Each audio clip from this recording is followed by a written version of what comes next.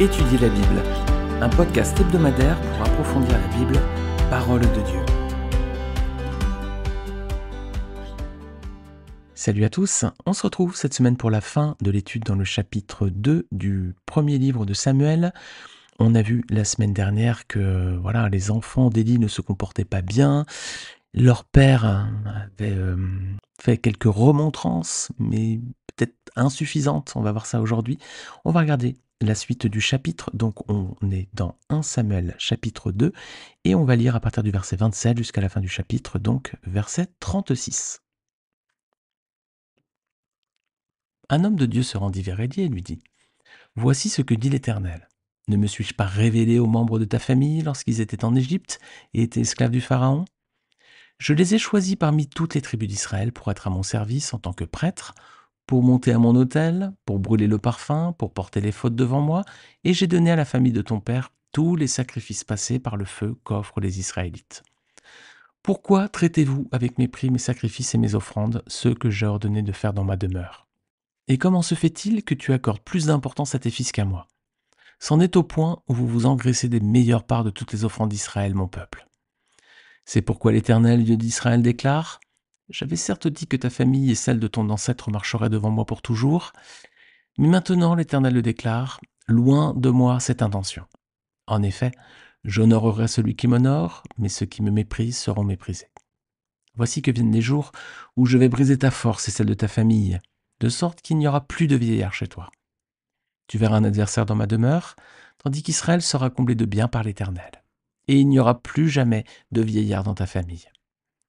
Je laisserai subsister l'un des tiens près de mon autel afin d'épuiser tes yeux et d'attrister ton âme. Mais tous les membres de ta famille mourront dans la force de l'âge. Tu auras pour signe ce qui arrivera à tes deux fils Ophni et Phinès. Ils mourront tous les deux le même jour.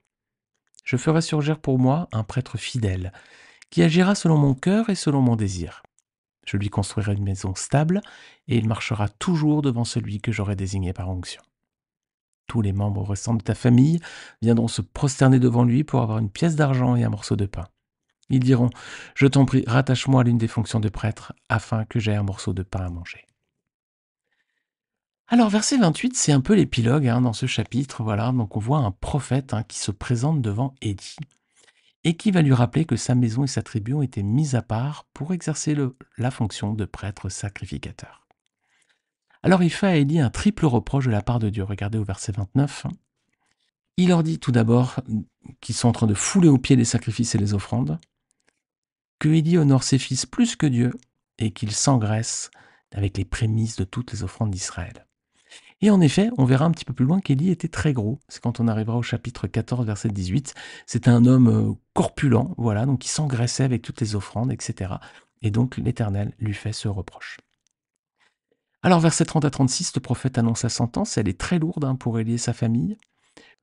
Tous les membres de sa famille vont mourir dans la force de l'âge, verset 33. Ses fils vont mourir même tous les deux le même jour, verset 34. Sa famille directe n'exercera plus de fonction sacerdotale, verset 36. Et ses descendants seront frappés de pauvreté, verset 36 toujours. Est-ce que ça vous semble sévère, les amis ? Eh bien, c'est la justice de Dieu qui s'applique ici. Regardez d'ailleurs verset 30 dans ce chapitre, Dieu dit : « En effet, j'honorerai celui qui m'honore, mais ceux qui me méprisent seront méprisés. » On récolte ce que l'on sème finalement. Et ici, Élie honorait plus ses enfants que le Seigneur, et ses enfants se comportaient mal aussi. Donc ils sont à présent méprisés. Alors on va finir cette étude par les versets 35 et 36 parce qu'il est fait mention d'un mystérieux prêtre. Regardez. « Je ferai surgir pour moi un prêtre fidèle qui agira selon mon cœur et selon mon désir. Je lui construirai une maison stable et il marchera toujours devant celui que j'aurai désigné par onction. Tous les membres restants de ta famille viendront se prosterner devant lui pour avoir une pièce d'argent et un morceau de pain. Ils diront : Je t'en prie, rattache-moi à l'une des fonctions de prêtre afin que j'aie un morceau de pain à manger. » Alors, qu'est-ce qu'on sait de ce mystérieux prêtre ? Il sera fidèle, contrairement au fils d'Élie et peut-être à Élie lui-même d'ailleurs. Il agira selon le cœur et selon le désir de Dieu. Sa maison sera stable et il marchera toujours devant celui que Dieu aura désigné par onction. Alors, qui est ce personnage selon vous ? Est-ce que ça peut être Samuel ? Non, parce que sa maison va pas être stable à Samuel, on le verra dans la suite de l'histoire. Donc c'est pas pour Samuel. Est-ce que ça pourrait être David? David, c'était bien le roi selon le cœur de Dieu, hein. Mais la maison de David, elle sera pas stable non plus, hein. Ouais, la descendance de David va s'éloigner du Seigneur. Alors est-ce que ça pourrait être pour Salomon? Bah non, bien sûr, parce que c'est à sa mort que le royaume d'Israël va être divisé, donc sa maison ne sera pas stable non plus. Alors, est-ce que ça pourrait être Jésus, le Fils de Dieu? Il semble réunir toutes les qualités, hein. Jésus était fidèle en toutes choses, il agit selon le cœur, selon le désir de Dieu, sa maison est stable pour toujours. Mais on a un problème ici, c'est qu'il ne peut pas marcher devant celui que Dieu aura désigné par onction, parce que celui que Dieu a désigné par onction, c'est Jésus. C'est lui, le Seigneur et Sauveur, qui est mort sur la croix pour nos péchés et qui nous donne à présent le salut. C'est lui que Dieu a désigné par onction et qu'il a confié cette mission que Jésus a accomplie parfaitement. Donc ça ne peut pas être lui non plus. Alors c'est qui les amis dans ce cas-là? On est bien embêtés, hein. Alors peut-être que la réponse se trouve probablement dans le livre d'Ézéchiel. À partir du chapitre 40 dans ce livre, il est fait mention d'une vision future du temple. Regardez avec moi Ézéchiel 40, versets 1 à 4. La 25e année de notre exil, au début de l'année, le 10e jour du mois, 14 ans jour pour jour après la prise de Jérusalem, la main de l'Éternel a reposé sur moi et il m'a transporté dans le pays d'Israël. Il m'y a transporté dans des visions divines et m'a déposé sur une montagne très haute. Du côté sud, on y trouvait comme les bâtiments d'une ville. Il m'y a transporté, j'ai vu un homme dont l'aspect ressemblait à celui du bronze. Il tenait un cordon en lin et une canne servant à mesurer. Il se tenait à l'entrée. Cet homme m'a dit, « Fils de l'homme, observe bien de tes yeux et ouvre bien tes oreilles. Fais attention à tout ce que je vais te montrer. En effet, si tu as été amené ici, c'est pour que je te le montre. Rapporte tout ce que tu verras à la communauté d'Israël. » Et alors ensuite, donc on a plusieurs chapitres qui semblent concerner le millénium, en fait, lorsque Jésus va revenir régner sur terre pour une période de 1000 ans. Il y a donc un nouveau temple qui est construit à cette occasion, et Dieu fixe alors de nouvelles règles aux Lévites, au chapitre 44. Regardez avec moi Ézéchiel 44, versets 10 à 16. En ce qui concerne les Lévites qui se sont éloignés de moi lorsqu'Israël s'est garé loin de moi en suivant ses idoles, ils supporteront les conséquences de leurs fautes. Ils seront dans mon sanctuaire en tant que serviteurs, ils seront chargés de la garde des entrées du temple et du service du temple, ils égorgeront pour le peuple les victimes destinées aux holocaustes et aux autres sacrifices, ils se tiendront à son service.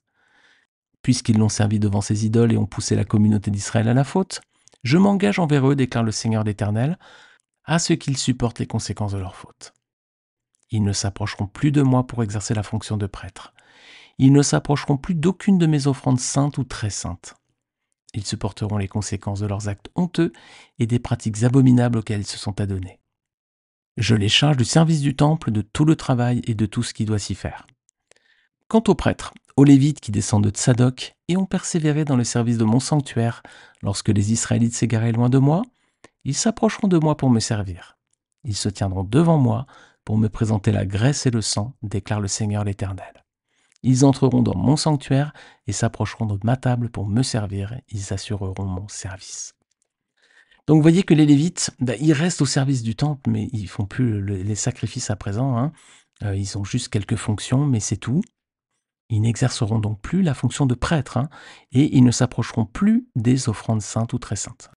Et le Seigneur va juste prendre la descendance de Tsadok, voilà, c'est ceux qui ont persévéré dans son service. C'est eux qui pourront s'approcher de Dieu pour le servir, qui se tiendront devant lui pour lui présenter la graisse et le sang. Donc il semblerait que ce soit la famille de Tsadok qui soit concernée par le texte de Samuel, chapitre 2, versets 35 à 36. Alors ces textes sont prophétiques, hein, ils sont donc difficiles à interpréter avec exactitude, que le Seigneur, mes amis, nous garde de toute erreur en attendant qu'il nous les révèle dans l'éternité. Amen. Amen. Écoutez, c'est ce que je souhaitais partager avec vous pour ce chapitre. On se retrouve la semaine prochaine pour la suite de l'histoire et on verra que Dieu va appeler Samuel à présent à son service. Bonne semaine à tous, que le Seigneur vous bénisse et on se retrouve très vite. Salut à tous.